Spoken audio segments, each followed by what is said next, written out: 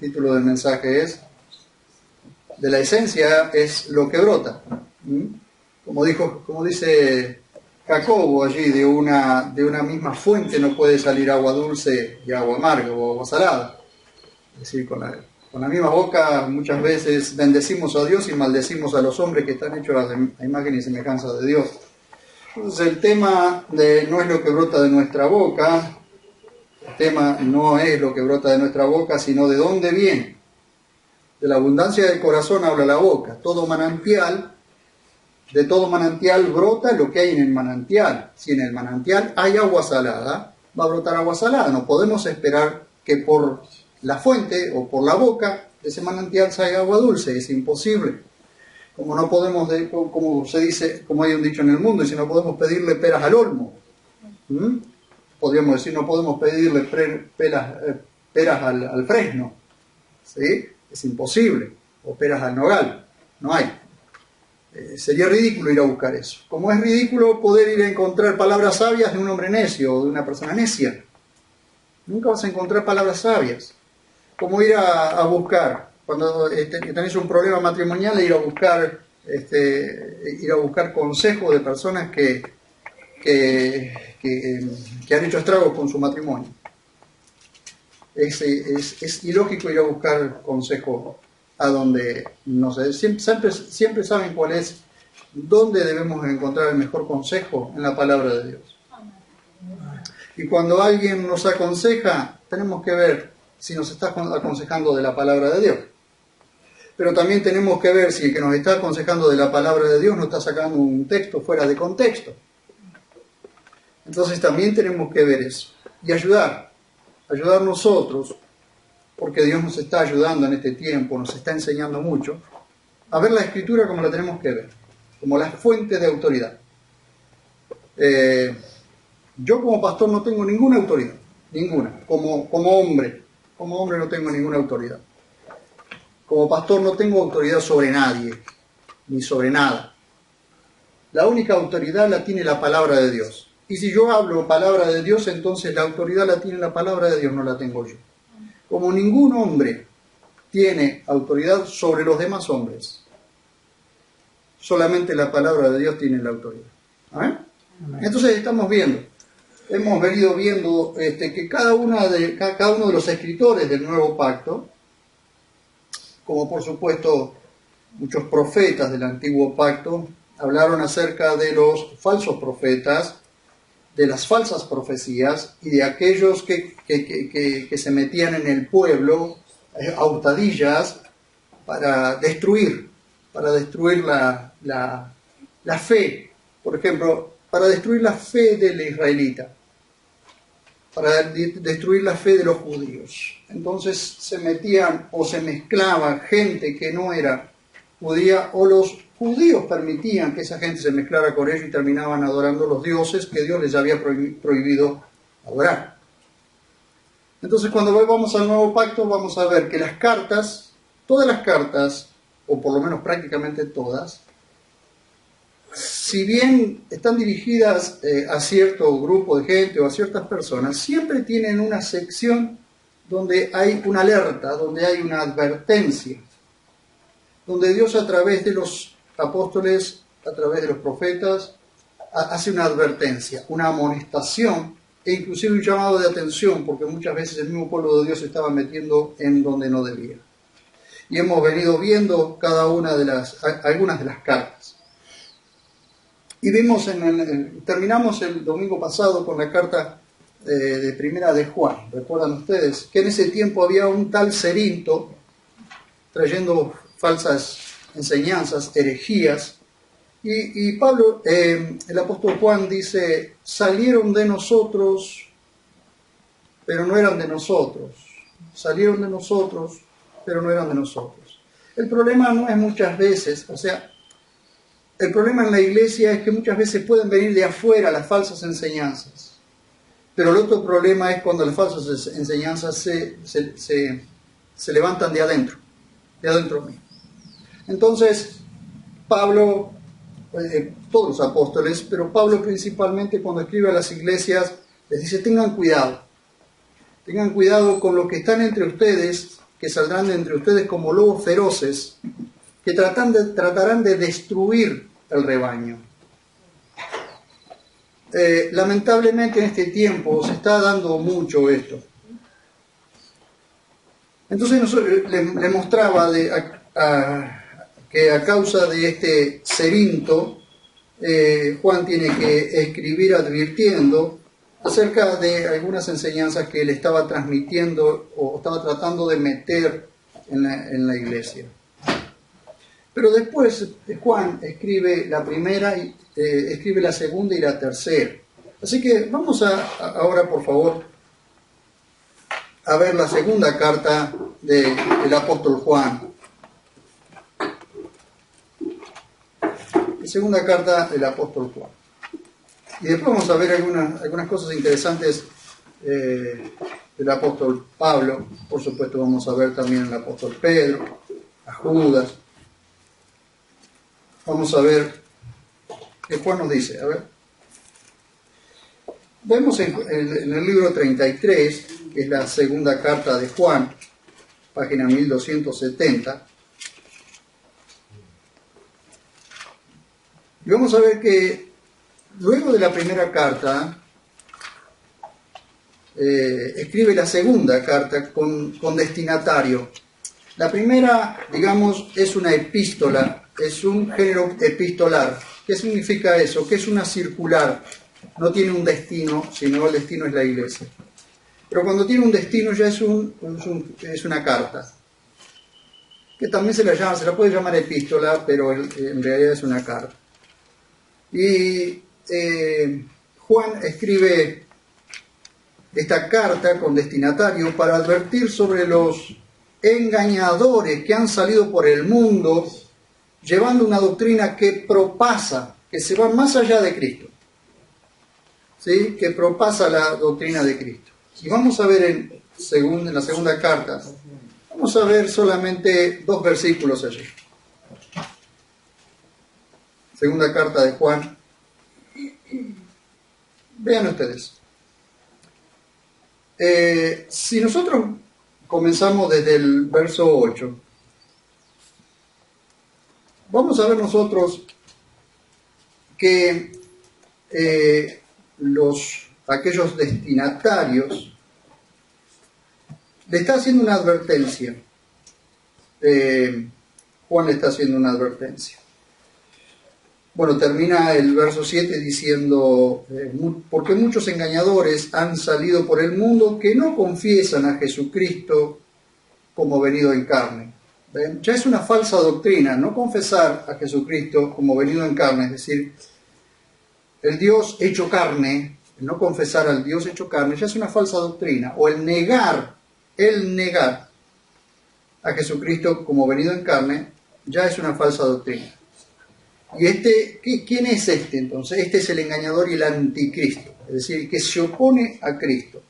Porque al oponerse a Cristo, al querer borrar del mapa al Dios hecho carne, que murió en la cruz del Calvario y que derramó su sangre, borra la doctrina de la redención. Borra enteramente la doctrina de la redención, entonces no hay redención. Entonces cualquiera puede pensar que se salva a sí mismo. ¿Para qué entonces habría muerto Cristo, no? Entonces trata estos engañadores que están en el mundo, y ustedes los pueden escuchar, de negar a Cristo o negar que Jesucristo vino en carne. Entonces algunos te dicen, yo creo en Dios, pero no creo en Cristo. Tienen un gravísimo problema, porque Cristo es precisamente el mediador entre Dios y los hombres, ¿sí? El que pagó el precio. El Padre dio al Hijo para que el Hijo pagara el precio en la cruz por nosotros. Entonces, sin Cristo en la cruz no hay redención. No hay redención. Página 1271. Y hace una advertencia. Vean ustedes con qué claridad hace una advertencia a la iglesia. Dice, mirad por vosotros mismos. En alguna oportunidad explicamos esto. Nosotros a veces nos pasamos más tiempo mirando por los demás que mirando por nosotros mismos. Y Juan nos dice, mirad por vosotros mismos. miren ustedes por ustedes mismos. Como cuántas veces nosotros hemos repetido aquí, cuando oremos primero por nosotros mismos. Porque no es una oración habitual. Porque los primeros que tenemos que cuidarnos somos nosotros. De nosotros mismos. Ese es el tema. Mirad por vosotros mismos. Dice, para que no echéis a perder las cosas que hemos forjado, sino que recibáis el galardón completo. ¿Por qué, hermanos, pasa esto?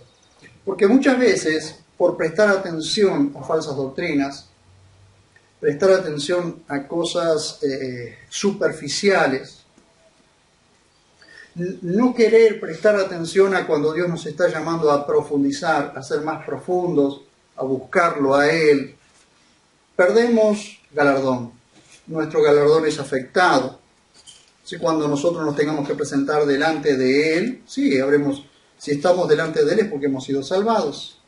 Pero resulta que al momento de recibir nuestra recompensa, nuestro galardón está afectado. Es decir, hay un reproche de parte de Dios, porque Dios nos llamó la atención por medio de su palabra para que prestáramos atención. Entonces, cuando estamos, fíjense ustedes lo que está pasando hoy en la educación. ¿Cuál es el mayor problema que hay en la educación hoy? Que los profesores no educan correctamente y que los chicos no escuchan correctamente. Entonces ustedes tienen un barullo bárbaro en el salón y tienen un montón de maestros o tienen un montón de alumnos que están haciendo un barullo bárbaro. Entonces, cuando el profesor habla, nadie le hace caso. Cuando llega el fin de año, ¿qué pasa? Está afectada la nota, ¿cierto? Por no prestar atención. Todo el año pasa eso, por no prestar atención. Lamentablemente hoy no se puede como en la antigüedad. No sé si ustedes en la antigüedad, no tan antigüedad, porque yo no soy tan antiguo. Pero cuando yo iba a la escuela, mi profesora tenía un puntero que parecía un taco de pool. ¿Vieron? Así largo. O sea que de 1,5 metros, de 2 metros, donde vos estabas mirando para cualquier lado, ¡tac!, te hacía en la cabeza. Igual con que le fueras a contestar. Pero fue bueno. Fue bueno eso. Porque esa disciplina hacía que nosotros prestáramos más atención y cuidado con distraerse. Pero no pasa eso hoy. Y hoy estamos haciendo lo mismo con Dios. La iglesia está haciendo lo mismo con Dios. No sé ustedes, no sé yo. Yo espero poder estar prestando atención debida a Dios. Pero la iglesia está haciendo lo mismo. Dios habla correctamente, habla a través de su palabra, pero la gente escucha lo que quiere escuchar. Y muchísima de esta gente, el día que se tenga que presentar delante de Dios, será reprochada. Por algo Pablo dice en 1 de Tesalonicenses, dice que seamos santificados en alma, cuerpo y espíritu, para que seamos hallados irreprensibles en el día de su venida. Cuando el Señor nos venga a buscar en el rapto, nosotros podamos ser irreprensibles. ¿Saben qué significa? Que Dios no tendrá de qué acusarnos. Cuando nos tengamos que presentar delante de Él, no seamos avergonzados, dice el apóstol Juan. Mirad por vosotros mismos para que no echéis a perder las cosas que hemos forjado, sino que recibáis el galardón completo. Entonces entra acá en un tema de doctrina, en un tema de fe, de cuerpo de doctrina. Todo el que se propasa y no permanece en la doctrina de Cristo. ¿Saben qué es propasarse? Ir más allá de lo que está escrito. Buscar algo más allá de lo que está escrito. Así le pasó a José Smith, por eso están los mormones hoy. Así le pasó a los testigos de Jehová y así le pasaron a cuantos otros que teniendo la Escritura y pudiendo prestar atención a la Escritura se desviaron de la fe. Dice, todo el que se propasa y no permanece en la doctrina de Cristo no tiene a Dios. Directamente dice, miren qué clarito que no tiene a Dios. El que permanece en la doctrina, éste tiene al Padre y al Hijo.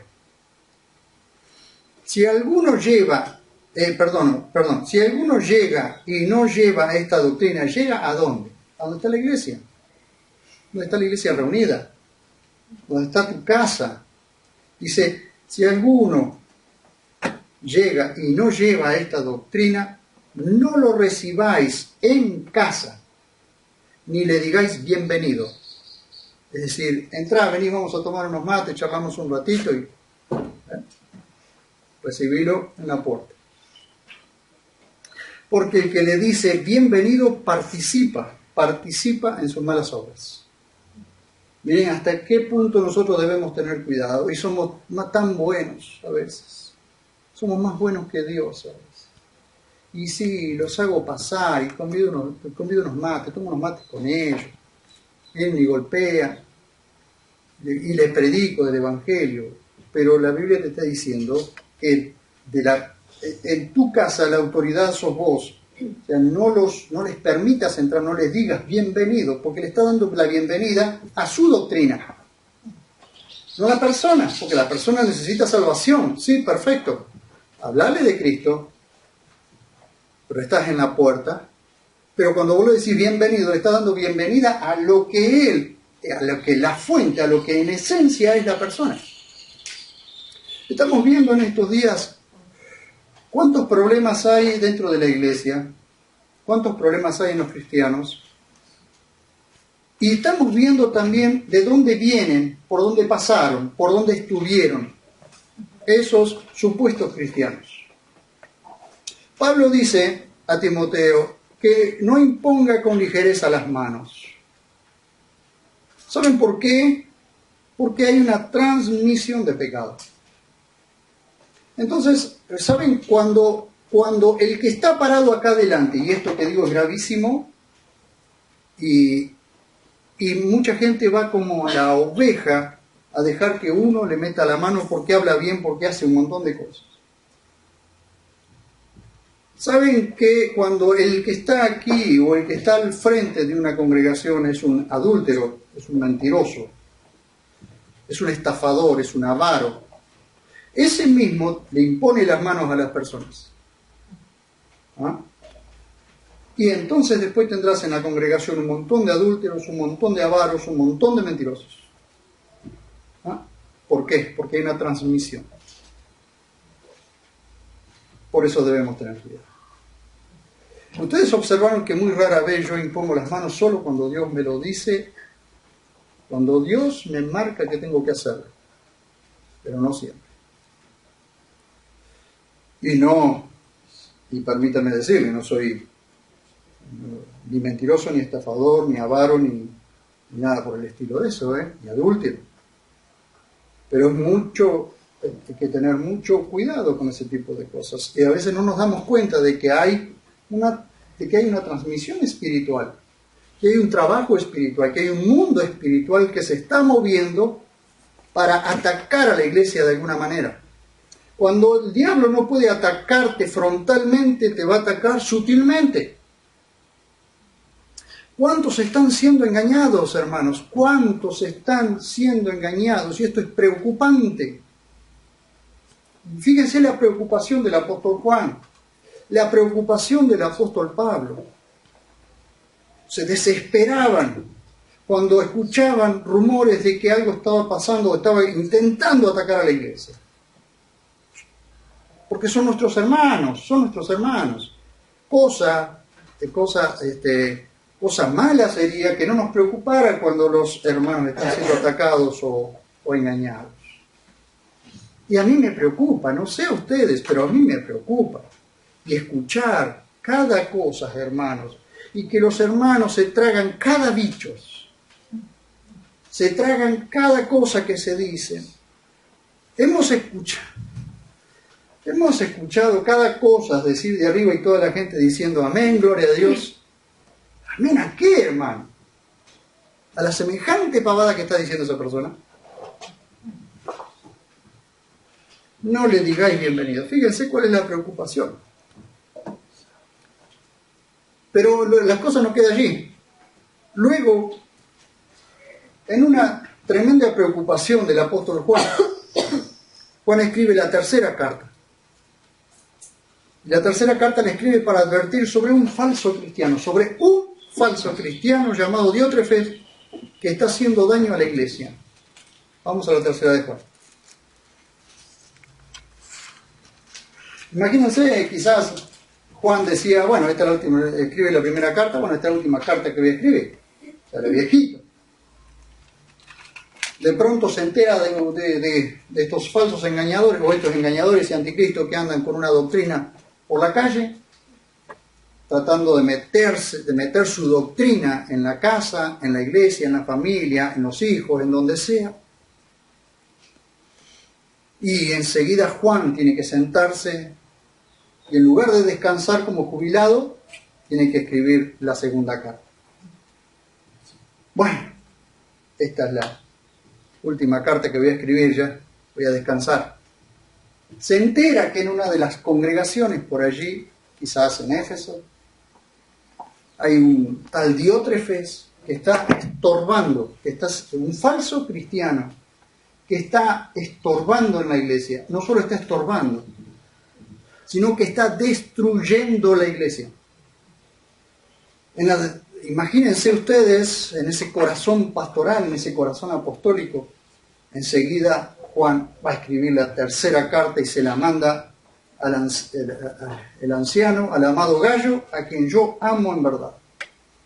Entonces habla precisamente de los hermanos que andan en la fe, que vinieron algunos hermanos a él y dieron testimonio de la verdad, de cómo anda en la verdad Gallo. Habla acerca de Demetrio y da unas palabras muy alentadoras acerca de Demetrio. Pero en el centro de eso aparece el tal Diótrefes. No es un nombre como para ponerlo a nuestros hijos, pero vamos a ver. Fíjense en el 9 y el 10, por favor.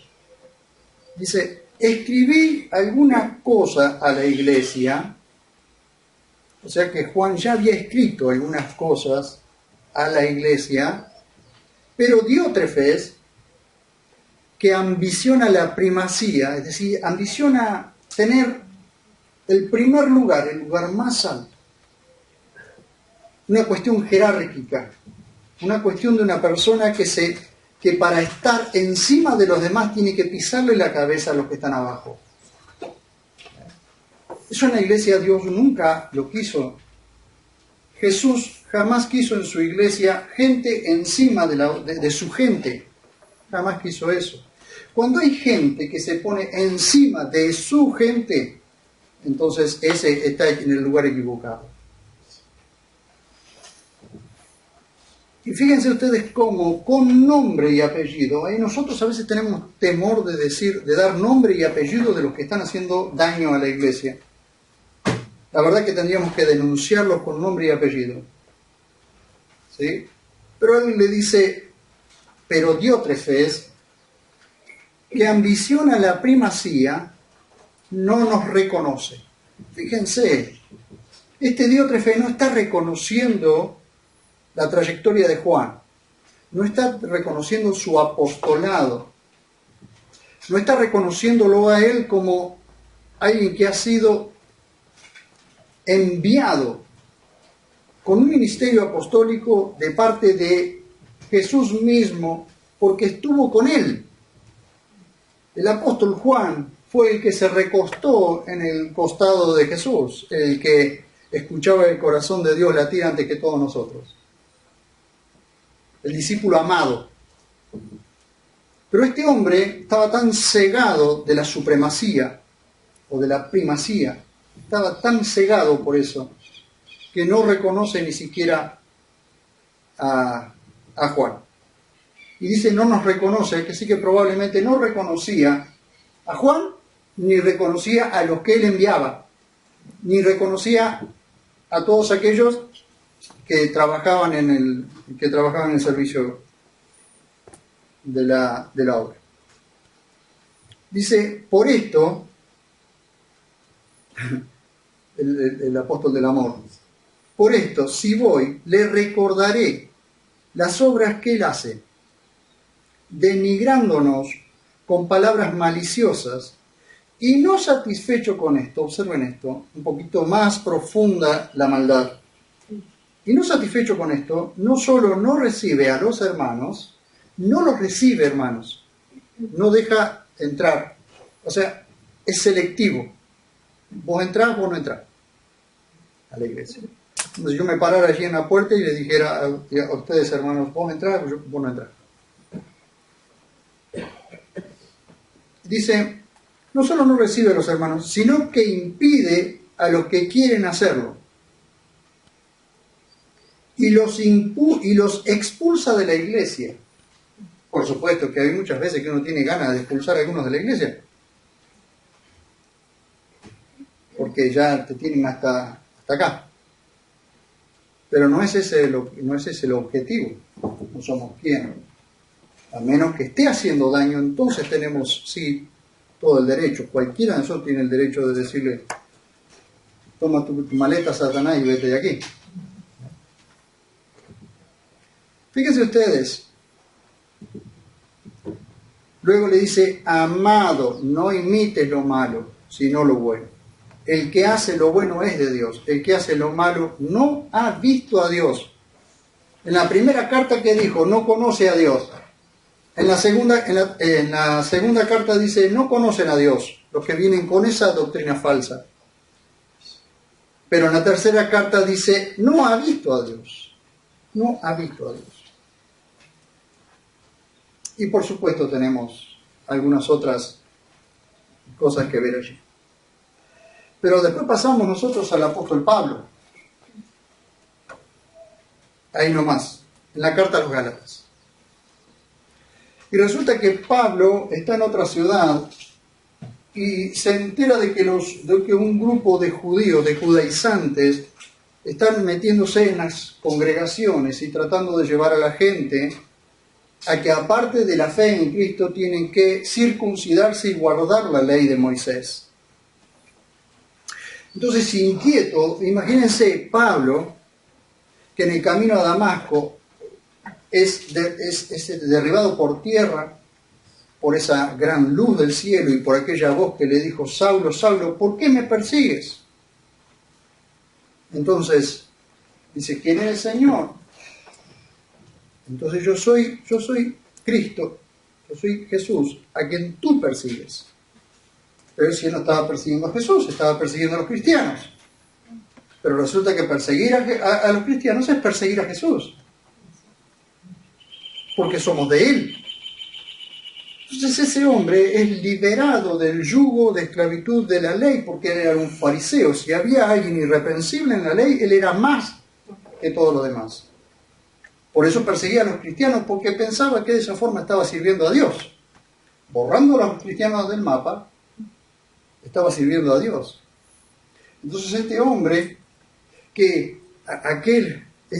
al que tantas veces luchó en su interior por querer hacer la voluntad de Dios por medio de la ley y veía que no podía y tenía esa lucha impresionante que ustedes la pueden ver en el capítulo 7 del 14 al 25, esa lucha interna de un hombre que estaba bajo la ley y que de pronto se siente libre porque Dios lo liberta y le da la libertad como que Cristo lo libertó. Y siente esa libertad de que ya no está bajo el yugo de esclavitud de la ley. Imagínense, este hombre se entera de que en las provincias de Galacia, en la provincia de Galacia, hay un grupo de judaizantes que se está metiendo para que los cristianos, aquellos cristianos de las iglesias que él mismo había fundado, están siendo judaizados. Están queriendo ser llevados a la ley, a guardar los días, a guardar las lunas nuevas, a guardar el calendario judío. Se inquieta, entonces escribe esta carta a los Gálatas.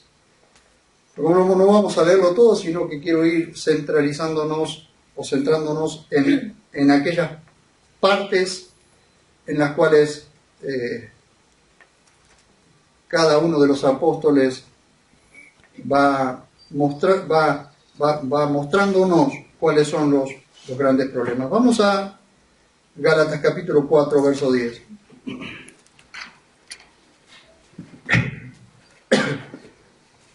Ya recuerdan ustedes que ya hablamos, o Gálatas insensatos, ¿quién nos fascinó? Les dice, para la libertad Cristo nos libertó. No se dejen llevar nuevamente al yugo de esclavitud. Recuerdan ustedes, mirad, yo Pablo os digo, si os dejáis circuncidar, de nada os aprovechará Cristo. Y otra vez testifico, todo hombre que se deja circuncidar, que está obligado a practicar toda la ley.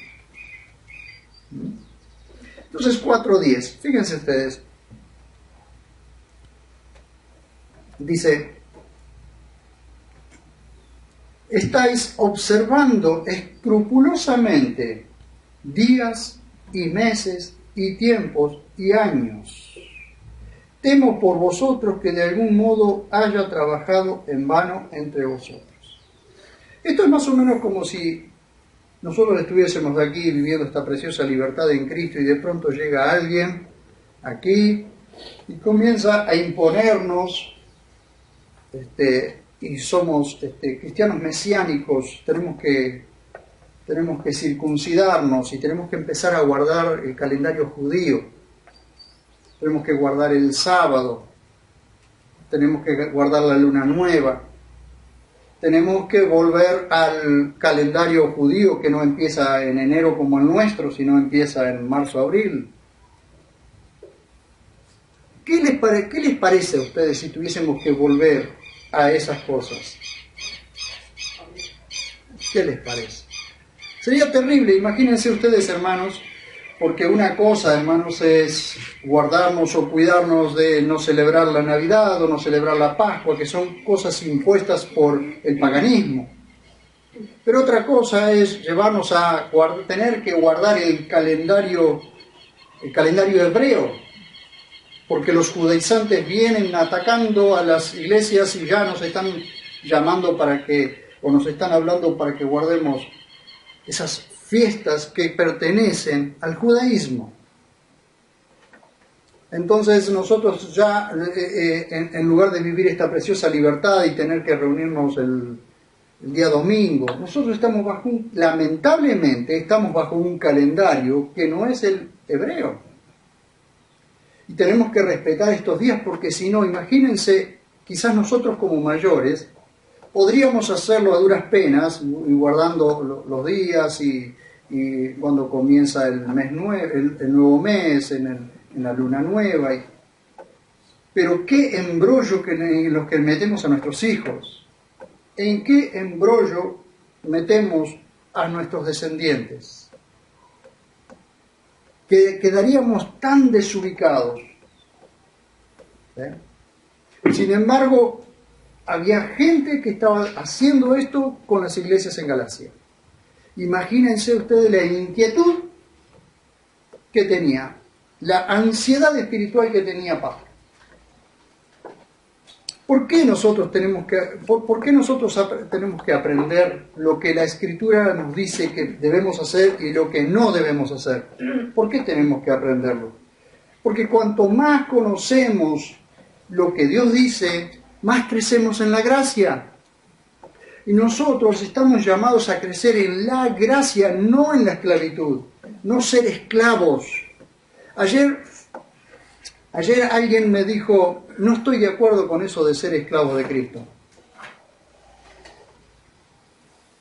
Y yo, me parece bárbaro, no estoy de acuerdo, me parece bárbaro. Y decime por qué. Y dice, porque tenemos que servir a Dios y no ser esclavos. Bien, perfecto, me parece muy bueno tu concepto.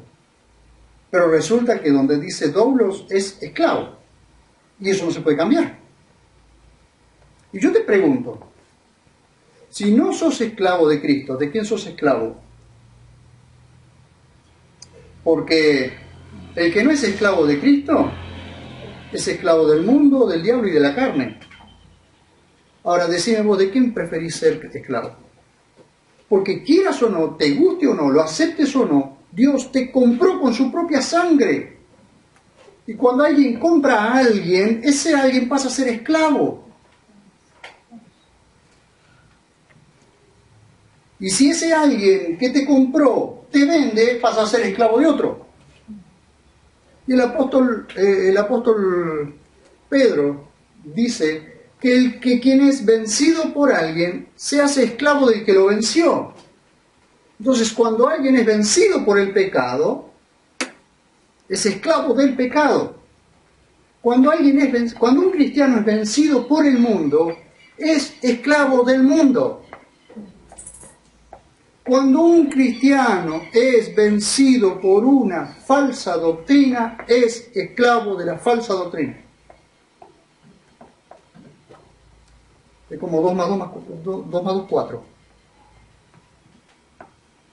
Imagínense ustedes, nosotros, aquellos que viven bajo la ira. ¿De quién son esclavos? De la ira. O aquellos que son adúlteros o mentirosos, ¿de quién son esclavos?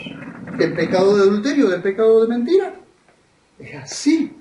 Entonces, ¿de dónde? ¿Cuál es? ¿Qué preferís? Le digo. ¿Qué preferís? Si somos esclavos de Cristo por amor. Pero resulta que Cristo para la libertad nos libertó. Para que seamos libres. ¿Para que seamos libres para qué? Para decidir ser esclavos, reconociendo que ya somos esclavos. Y cuanto más podemos reconocer, escúchenme por favor, cuanto más esclavos de Cristo somos, más libres somos. ¿Ah? Qué cosa paradójica, como dijo mi hijo ayer, una paradoja. Cuanto más esclavos de Cristo somos, más libres somos. Porque cuanto más esclavos de Cristo somos, más cerca de Cristo estamos, mejor escuchamos y más libre del pecado, del mundo y del diablo somos. Amén. Miren, 2 más 2, 4. Fíjense otra cosa. Cuando Pablo escribe a los hermanos en Tesalónica, también les advierte sobre algunos temas que por causa de la persecución que sufrió él y su equipo, no pudo completar como hubiera querido. Vamos a Primera de Tesalonicenses, por favor.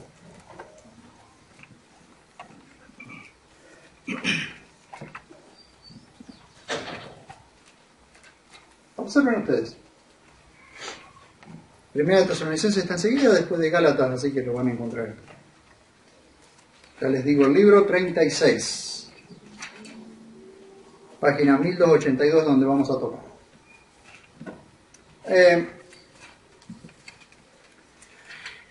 Cuando Pablo hace su viaje misionero, llega a Tesalónica, se establece allí, predica el Evangelio, se convierten al Señor. Algunos de ustedes pueden ver eso en el libro de los Hechos.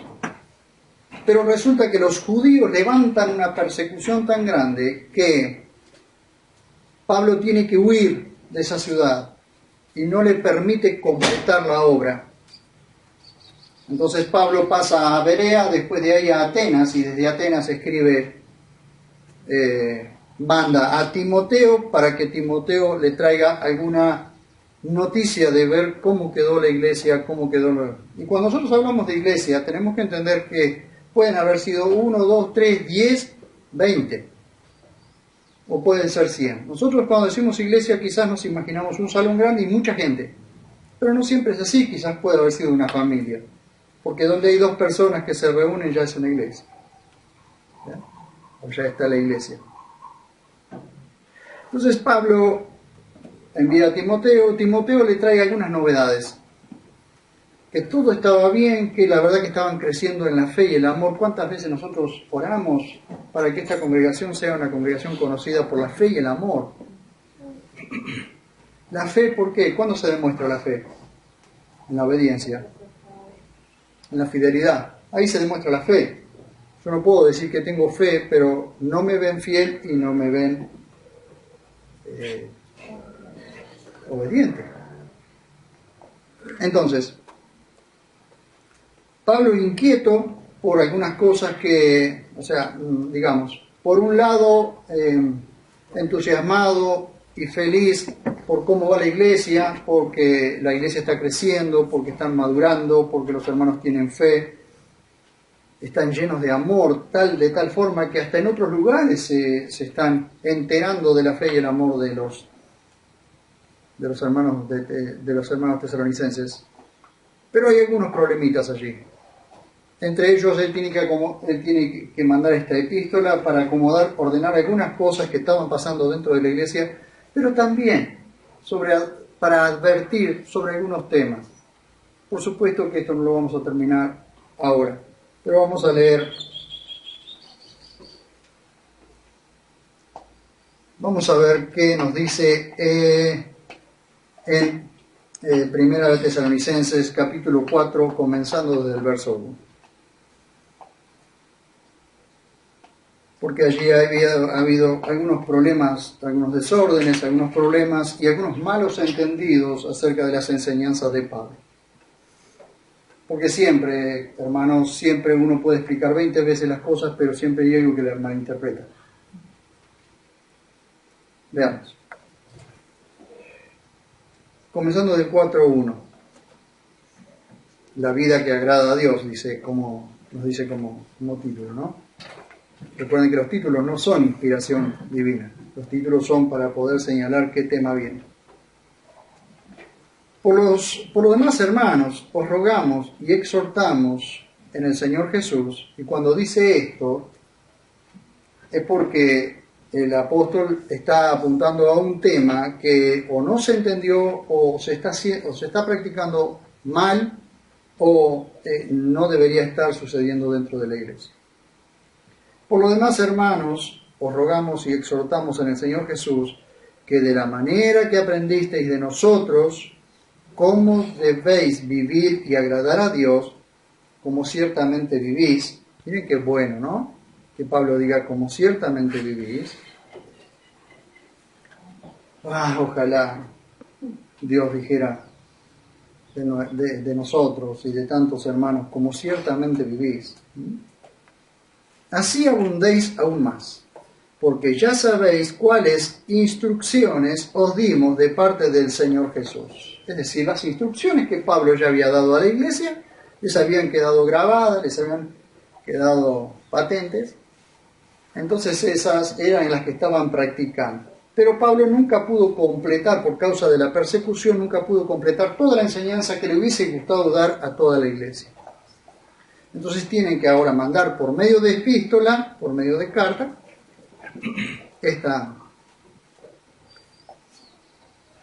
estas enseñanzas, estas indicaciones. Dice, porque esta es la voluntad de Dios, vuestra santificación, que os apartéis de inmoralidad sexual. ¿Ah? Entonces estaba ocurriendo algo de eso dentro de la iglesia, inmoralidad sexual. Entonces dice, esta es la voluntad de Dios, vuestra santificación. Si hay cosas, hermanos, por las que nosotros no necesitamos orar, son por aquellas cosas que dice, esta es la voluntad de Dios. Cuando la Biblia dice, esta es la voluntad de Dios, tal cosa, nosotros no necesitamos orar para ver si es la voluntad de Dios, porque esa es la voluntad de Dios. Entonces aquí es muy claro, dice, inmoralidad sexual. Al saber cada uno de vosotros cómo tener su propio vaso en santificación y honor. La palabra vaso podría ser su propio cuerpo o su propia esposa. El que es soltero, más vale que no va a tener a su propia esposa en santificación y honor, porque no tiene esposa. Entonces, vaso, ¿a qué se refiere? A su cuerpo. Pero que es casado, a tener su propia esposa, su propio vaso, en santificación y honor. No con pasión de concupiscencia como los gentiles que no conocen a Dios. Recuerden que el que conoce a Dios, entonces, debe guardarse de la inmoralidad sexual. Y lamentablemente eso es una falsa doctrina que ha entrado, así como llegó al Señor, así se quede. Entonces hay personas que nunca, porque ese es un versículo sacado de contexto que no tiene nada que ver ni siquiera con las parejas. Entonces hay personas que nunca ponen en orden su vida delante Nunca van al registro civil a poner en orden sus vidas. Porque está bien que una persona se haya juntado y vivan en concubinato, pero llegan al Señor y lo primero que tiene que hacer, o una de las primeras cosas que tiene que hacer, es por una cuestión de testimonio, ir al registro civil y casarse. Por lo menos si están en condiciones de casarse. Hay personas que no están en condiciones, pero si se pueden acondicionar, pueden acondicionarse. Deben acondicionarse. Y en este asunto, que nadie engañe ni abuse de su hermano. Porque como ya os hemos advertido y testificado solemnemente, el Señor es vengador de todo esto. Porque no nos llamó Dios a impureza, sino santificación.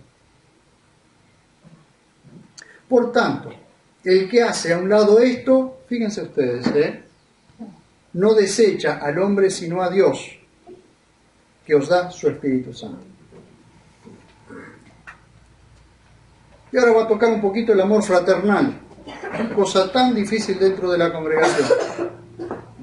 Fraterno, fraternidad, viene precisamente de ese amor vincular que es dado por el amor, dado por el Espíritu Santo, es decir, unidos por el Espíritu Santo.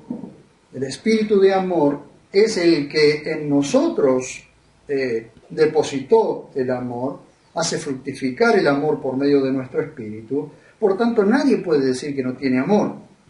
Entonces dice, en cuanto al amor fraternal, no tenéis necesidad que os escriba. ¿Por qué? Porque vosotros mismos sois enseñados por Dios a amaros los unos a los otros. Entonces Pablo dice, no tiene necesidad que les escriba, simplemente les voy a decir esto, porque vosotros mismos sois enseñados por Dios a amaros los unos a los otros. ¿Qué más hay que escribir sobre esto? No hay que escribir nada más, simplemente amarse unos a otros porque somos hermanos, hijos de un mismo papá.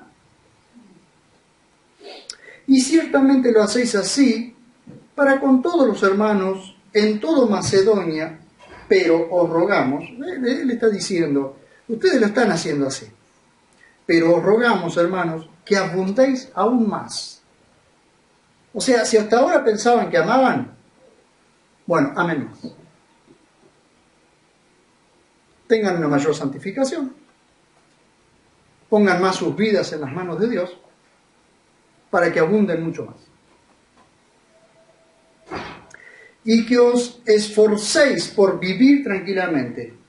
Que se esfuercen por vivir tranquilamente. Miren ustedes. Y ocuparos en vuestros propios asuntos, no en el asunto de otro. Y ocuparos en vuestros propios asuntos y trabajar con vuestras manos como os ordenamos. A fin de que andéis decentemente para con los de afuera y de nada tengáis necesidad. O sea, muchachos, manos a la obra y a trabajar. Trabajen y no sean vagos. Ay, qué simple, clarísimo. Ahora bien, también se habían malinterpretado algunas cosas y alguna que otra falsa doctrina había entrado o se estaba queriendo infiltrar y tratando de confundir a los hermanos. Entonces, Pablo habla de la venida del Señor. Pero no habla de la segunda venida, habla del arrebatamiento primero. Primero habla del arrebatamiento. Luego habla de la parousia, de la segunda venida. Fíjense ustedes. Tampoco queremos, hermanos, verso 13, tampoco queremos, hermanos, que ignoréis acerca de los que se duermen. Es decir, de los que murieron en Cristo, habla de eso. Para que no os entristezcáis como los demás que no tienen esperanza. Probablemente le preguntaron a Pablo, por medio de Timoteo, ¿qué pasaba con los que habían muerto antes? Si venía el Señor, ¿qué pasaba con ellos? ¿Dónde quedaban? Entonces Pablo le dice, no se entristezcan como los que no tienen esperanza, es decir, como aquellos que no son cristianos. No se entristezcan con eso. Entonces pasa a detallarles lo que va a pasar, lo que va a suceder. Porque si creemos que Jesús murió y resucitó, así también Dios traerá con él a los que durmieron en Jesús. o sea, todos los cristianos, se unieran a Él. Porque os decimos esto en palabras del Señor. Y esto indudablemente, al ver esta visión completa del arrebatamiento, fue una revelación que Dios le dio a Pablo para poder ver con claridad el arrebatamiento. Porque en el antiguo pacto que conocía, en el viejo pacto que tanto Pablo conocía, no habla específicamente, no habla del arrebatamiento, habla siempre de la segunda venida, pero no habla del arrebatamiento. Entonces esto es una revelación. Y quiero que ustedes vean cómo están ubicadas las cartas. Gálatas, Tesalonicenses, luego Romanos, Efesios, así. Y ustedes verán que en cada carta hay una mayor revelación que Dios o que Pablo está recibiendo del Evangelio de Dios. Porque ustedes ven Gálatas, una carta simple y sencilla que ataca una falsa doctrina, la falsa doctrina de los judaizantes. Viene Primera de Tesalonicenses, es una carta práctica, una carta de un trato eclesiástico, es decir, cosas prácticas, el Evangelio práctico en Primera de Tesalonicenses. En Primera y Segunda podemos verlo. Pero ya después entra en Romanos y en una cosa muy profunda que es el tratado de Romanos, y después la mayor profundidad del conocimiento de la Iglesia para que las falsas doctrinas no perforen, no se metan en la Iglesia.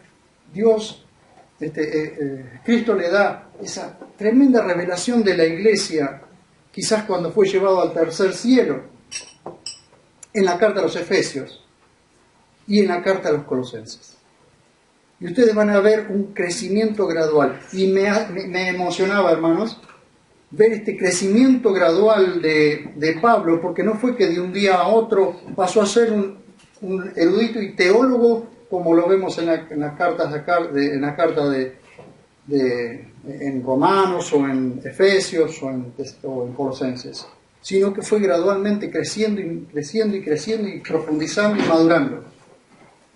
Y esto nos lleva a nosotros a entender, queridos hermanos, que cada vez que nos vamos profundizando en las Escrituras, nosotros vamos teniendo una mayor profundidad en nuestra vida cristiana. Vamos viviendo más profundamente para que cuando pasemos por esta tierra realmente dejemos una huella. Si ustedes quieren dejar huella, hermanos, tienen que ser pesos pesados en el cristianismo. Porque la verdad, en mi caso, no tengo ganas de pasar por esta vida sin haber dejado una huella. Y para eso, las Escrituras es la que nos da el peso. ¿Ven? Entonces, Pablo va a tocar este tema tan profundo, tan maravilloso, que después lo toca también en 1 Corintios, pero con otro enfoque. Dice, porque os decimos esto en palabra del Señor, que nosotros, los que estamos vivos, los que quedamos hasta la venida del Señor, de ningún modo precederemos a los que durmieron. Es decir, no nos vamos a ir, los que estamos vivos no nos vamos a ir antes de los que durmieron, de los que están muertos, de los que han muerto en Cristo. Y fíjense que en ese tiempo, calculen entre 20 y 30 años después de la crucifixión, después de que Jesús ascendió a los cielos, era tan inminente para ellos la venida del Señor, que Pablo está escribiendo eso y contándose como uno de la generación del arrebatamiento. Y hacía poquitos años que el Señor se había ido.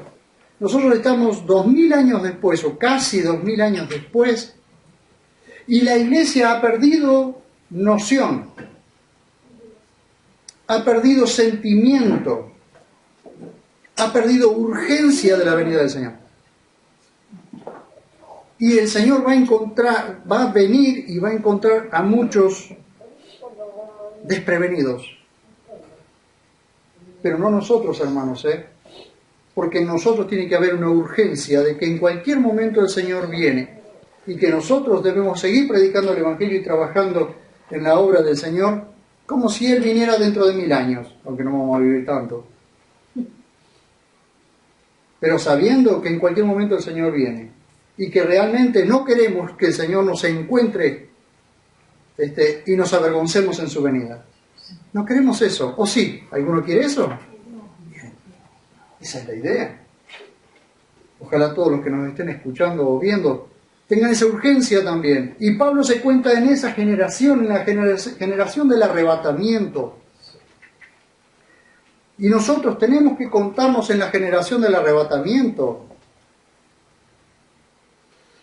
Dice, porque el Señor mismo, con voz de mando, con voz de arcángel y con trompeta de Dios, descenderá del cielo y los muertos en Cristo resucitarán primero. Después nosotros, los que estamos vivos, los que quedamos, seremos arrebatados simultáneamente con ellos. Así, en una unión. Simultáneamente con ellos en las nubes, al encuentro del Señor en el aire. Fíjense que siempre hay que hacer esta diferencia, porque dice al encuentro del Señor en el aire. En su segunda venida Él posará sus pies en la tierra, pero en el arrebatamiento Él no tocará la tierra, Él nos esperará entre el cielo y la tierra. Él estará ya entre el cielo y la tierra, abriéndonos el cielo para que nosotros entremos. Y así estaremos siempre con el Señor, por tanto, consolaos unos a otros con estas palabras. Quiero terminar con este consuelo. Hoy quiero terminar con este consuelo. Seguimos trabajando. Seguimos orando fervientemente para que muchos otros se salven. Oramos por las reuniones de oración. Estamos orando en las reuniones de oración por las reuniones de oración. ¿Por qué? Para que las reuniones de oración sean tan preciosas como las reuniones de los domingos. Para que mucha gente sea entusiasmada por la oración y venga a orar. Para que la reunión de oración no sea la reunión aburrida de la iglesia. No. La reunión de oración es una de las reuniones tan importantes como la del día domingo. Porque la iglesia se sostiene. Y nosotros como cristianos nos sostenemos por medio de nuestra propia oración y de la oración de nuestros hermanos. ¿Y saben cuánta gente está siendo sostenida y consolada por nuestras oraciones, hermanos? Por tus oraciones y las mías. Muchísimo. ¿Y cuántas cosas se están haciendo y se están librando en los aires? ¿Cuántas luchas se están librando en los aires por causa de la oración? Debemos renovar nuestro entusiasmo por la oración. No estamos orando. No estamos orando como debemos orar. Dice, consolaos unos a otros con estas palabras. El Señor viene pronto. No podemos orar para que el Señor venga porque el Señor va a venir cuando deba venir. Aunque el libro de Apocalipsis termina con una oración. Ven, Señor Jesús. Ven pronto, Señor Jesús, dice. El espíritu y la esposa dicen, ven pronto, Señor Jesús. Sí, ven pronto, Señor Jesús. Porque el mundo no da más. Como dijo alguien, paren el mundo que me quiero bajar. El mundo no da más. Pero esto que nos está pasando a nosotros tiene que llevarnos a pensar no en nosotros mismos, sino que así como nos está pasando a nosotros, oremos para que a muchos otros nos pase. Hay sillas vacías, tienen que ser llenadas.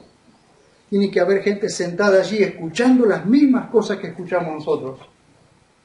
Y gente fresca, gente que realmente quiere, ama y anhela servir a Dios. Oremos por eso. Y cuando es necesario traer consuelo, consolaos unos a otros con estas palabras. El Señor viene pronto. Y yo quiero estar allí. ¿Amén? Oramos. Señor, estamos ante tu dulce y preciosa presencia, agradecidos por tu amor y tu bondad. necesitamos, papá. Te necesitamos, papá. Necesitamos que nos ayudes. Que traigas un fuego vivo y un viento fresco sobre nosotros, Señor. Necesitamos un avivamiento en nuestras vidas. Que se avive el fuego del don que hay en nosotros. Que se avive el fuego en nuestras vidas. No permitas de ninguna manera que nuestras vidas se conviertan en vidas religiosas, amargadas, angustiosas, que no haya raíz de amargura, dice tu palabra en el libro de Hebreos. Mirad que no haya entre vosotros raíz amarga, porque la raíz amarga contagia a todos los demás, contamina a todos los que están alrededor, porque la amargura contamina a los demás. Clamo en tu presencia para que haya gozo, paz, alegría en nuestras vidas, para que podamos percibir en nuestro interior que estás viniendo, que el cielo se está preparando para recibir a tu iglesia. ¿Cuántos miles y miles de millones de cristianos desde hace 2000 años, desde hace casi 2000 años, volarán con nosotros, serán arrebatados con nosotros? Todos los que murieron antes que nosotros y todos los que estaremos vivos, todos los cristianos del mundo que estaremos vivos, todos en un instante, en un abrir y cerrar de ojo, nos encontraremos con vos en el aire. Señor, esto es maravilloso. Pero por favor ayúdanos a estar listos, a estar preparados, a estar apercibidos acerca de esto. Pero ayúdanos a que esa misma urgencia, Señor, la podamos tener, Dios mío, para predicar el Evangelio, para que muchos otros te conozcan y muchos otros sean edificados por tu palabra. ¡Qué maravilla tu palabra, Señor! ¡Qué maravilla lo que tu palabra nos está mostrando, nos está enseñando! ¡Cómo nos está haciendo crecer y madurar, Padre! Pero clamamos en tu presencia para que mis hermanos, hombres y mujeres en este lugar, se conviertan cada día más en hombres y mujeres que transmiten verdad, que son verdaderos manantiales de donde brota la piedad, Señor.